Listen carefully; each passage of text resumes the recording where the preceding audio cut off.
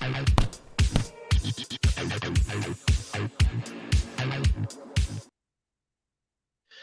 boxing fans around the world. Thank you for joining me once again on Talkin Fight for another episode of Boxing News Today. Cruiserweight Robin Safar scored an impressive knockout against Antonio Brown on the weekend to remain undefeated.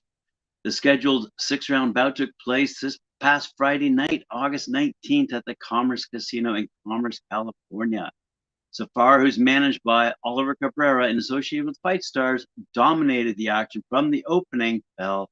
Trained by Evan Kazan, Safar took his instructions wisely as his plan was to attack the body early. Safar ended the bout when he landed a devastating left hook to the body of Brown. Brown was counted out at the 2-minute mark of round number 1. Unfortunately, Safar tore his right bicep in the fight, and he's estimated his return to the ring, it's actually undetermined at this time. I was feeling great as this fight was happening, but felt my right bicep pop, and it happened midway through the first round, which forced me to start throwing more left hooks to the body, says Safar. I was thrilled that I was able to get him out there early. Now I must get proper care to fix this injury. I'm hoping to be back early next year. This past Saturday night, all the action was taking place apparently over in Jeddah. At the Omega Products International Event Center in Corona, California, Thompson Boxing held its popular Path to Glory event in front of a sold-out crowd, where Ruben Ace Torres, now 19-0 with 16 knockouts, defeated Cristian Baez in their scheduled 10-rounder, a lightweight main event. From the opening round, both fighters were in some heated exchanges, setting the tone for a spectacular fight. Torres was hit with a powerful left hook from Baez at the end of round 1, but showed an incredible chin. In round 2, both fighters scored knockdowns. Torres landed a left hook, sending Baez to the canvas. Baez recovered and followed up with a knockdown of his own as he landed a left-right hand combo to Torres' head. In the middle rounds, Baez was starting to take over the fight as he was landing powerful left hooks to the body and head, a punch Torres was trying to adjust to. In round 7, however, Torres scored a flash knockdown with a straight right hand. When Baez got up, the referee made sure he was okay before letting both fighters return to action. In an incredible turn of events, Baez made the mistake of trying to touch gloves and was blasted with a deadly left hook by Torres and was brutally knocked out. Time of the knockout was 1 minute 53 seconds of the 7th round. Woo. Said Torres, "You always say protect yourself at all times. Well, this is boxing, and fighters like myself are always on the attack. The referee gave the signal to start fighting again, and I came out all guns blazing, especially after I knocked him down. I hit him with a left hook, and that was it. The fight was over. I'm ready to move on to bigger and better fights as I march up the rankings." Let's go along to discuss a couple of heavyweights who scored some knockouts as well. Heavyweights Cassius Chaney and Giuseppe Cosimano continued their climb to the top of the division Saturday night at Mohegan Sun Arena with knockdown victories. In the main and co-main events of Summer Heat presented by CES Boxing, the new London, Connecticut veteran Chaney, 22-1, 15 knockouts, made quick work of Matthew McKinney in the main event, flooring his opponent 3 times to score the win at 2 minutes and 7 seconds of the opening round, while the 6'4" Sicilian Giuseppe Cosimano, 21-4, 19 knockouts, finished Lynn, Massachusetts native Dennis Ventura at 1 minute 53 seconds of the second round. Body shots were the weapon of choice for both winners.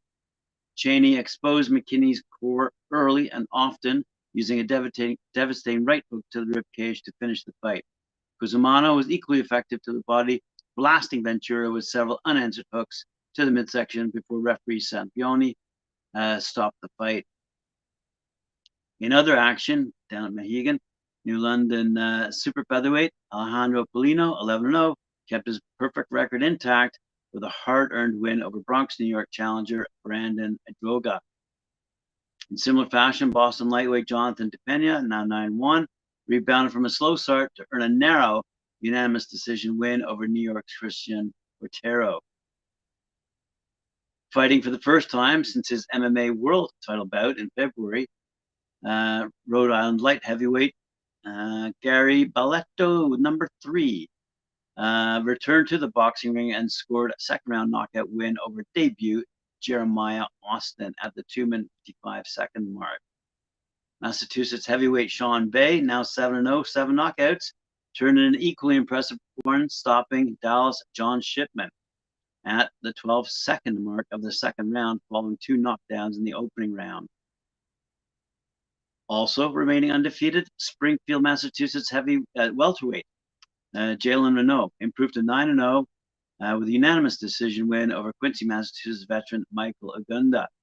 And southpaw middleweight Francis Hogan upped his record to 12-0 with a 4th-round knockout win over Cleotis Pendrava, sending his opening crashing to the canvas at 2 minutes 59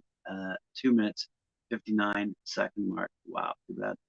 Also, female welterweight Stevie Jane Coleman scored her first career knockout in the opener, stopping debut Yesenia Rivas out of Denver 39 seconds into the opening round. So some pretty good news to report all the way from Mohegan Sun Arena, presented by CES Boxing. Congratulations to them and their fighters.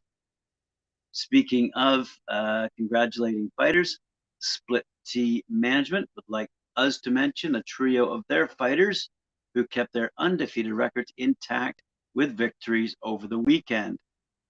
Saturday night at the Penchanga Arena in San Diego, Giovanni Cintillan remained undefeated and won a 10-round unanimous decision over Julio Luna in a welterweight contest. On the same card, Antonio Morales shook off a first-round knockdown to come back and stop Khalil Carter in round 2 of their 4-round heavyweight bout.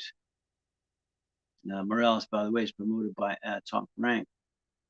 And on Friday night in San Juan, Puerto Rico, cruiserweight Joseph Williams stopped German King in round 2 of their 6th-rounder. Williams dominated the action, and the bout was stopped at 1 minute 46 seconds for Williams of Far Rockaway, Queens, New York, who improves his record to 14-0 with 9 knockouts. Williams, by the way, is promoted by Tabella Entertainment. So some good news from Split Team Management, as usual. Kenneth Sims Jr. captured the WBA Intercontinental Junior Welterweight Championship with a dominant 5th-round stoppage of Cristian Mino on Sunday night at Caribe Royal in Orlando, Florida. Headlining Entro Box Championship Boxing, presented by Bally Sports Network and the Bally app, Sims Jr. showed he was the superior boxer from the opening bell. The Chicago native enjoyed a significant height and reach advantage, peppering Mino with well-placed shots. Again, Mino tried to close the gap and apply pressure, but was dropped with a perfectly timed body shot. Mino was visibly hurt, but made it back to his feet as the bell sounded to end the round.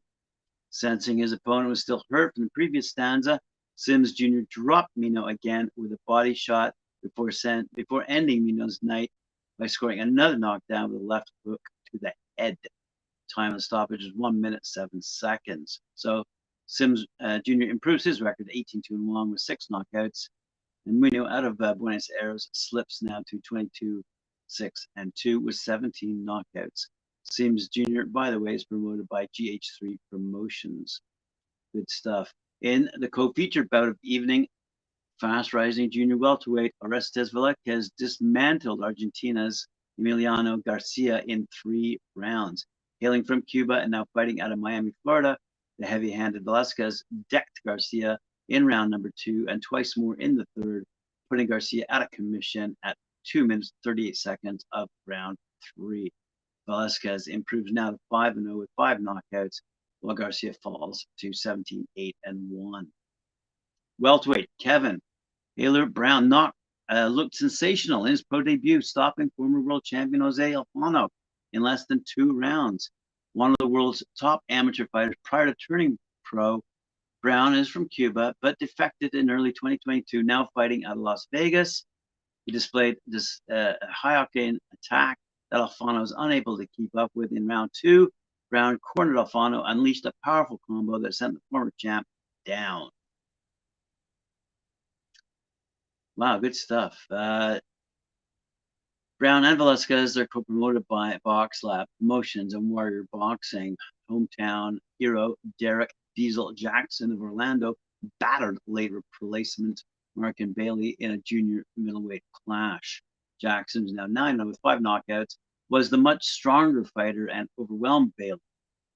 Jackson buzzed his Durham, North Carolina foe in rounds 1 and 2, but Bailey showed tremendous heart, never backing down. In round 3, Jackson continued to overpower Bailey and dropped him hard with a combination that ended his night at 1 minute and 9 seconds. For the last story of the day, let me let you know that red-hot Mexican prospect Luis Torres, 16-0, 10 knockouts, will defend his WBC lightweight title at home on September 16 in Sonora, Mexico, headlining the next installment of the entertaining Canela Boxeo series presented by Canela Boxeo and World Cup Boxing Series as a WCBS, led by CEO Terry Holland and promoter matchmaker Guy Taylor. Canela Boxing is streamed live and for free from Mexico on the third Friday night of every month, starting at 10 p.m. Eastern Time or 7 p.m. Pacific Time. The September 16th card will be held in the Expo Palenque in Ciudad Sonora. Wow. The gifted Torres grew up in one of the roughest neighborhoods in Obregon, Colonia, Cadena, turning pro when he was only 16. A former WBC Youth Silver champ, the 20-year-old Torres captured the WBC Latino lightweight crown in his last fight, taking a 10-round unanimous decision from Diego Chavez in Ciudad Obregon. Torres will now face a challenger to be determined in a 10-round main event. Very good. Also scheduled to be in action, another pair of talented lightweights, undefeated Marco Moreno, 8-0, in his first scheduled 8-round bout, and Misael Reyes, 12-1, 9 knockouts in an 8-rounder. The 20-year-old Moreno was 146-4 as an amateur and highlighted by a bronze medal performance at the 2015 national tournament. In addition to winning a gold medal as national champion, he was also 5-time Sonora state champion. Reyes, for his part, lost for the first time as a pro in his last fight on the road in Montreal to Mathieu Germain, 22-1, by way of a competitive 10-round decision this past June 2nd. So there you have it, fight fans. Thanks for joining me here on Talkin' Fight. That's another episode of Boxing News Today, courtesy of our friends at boxing247.com. I invite you to join me later on this afternoon, 4 p.m. Eastern Time, for Knuckle Up with Mike Orr and Cedric Fenn. Remember to like, share, subscribe, and hit that notification bell, and we'll see you tomorrow.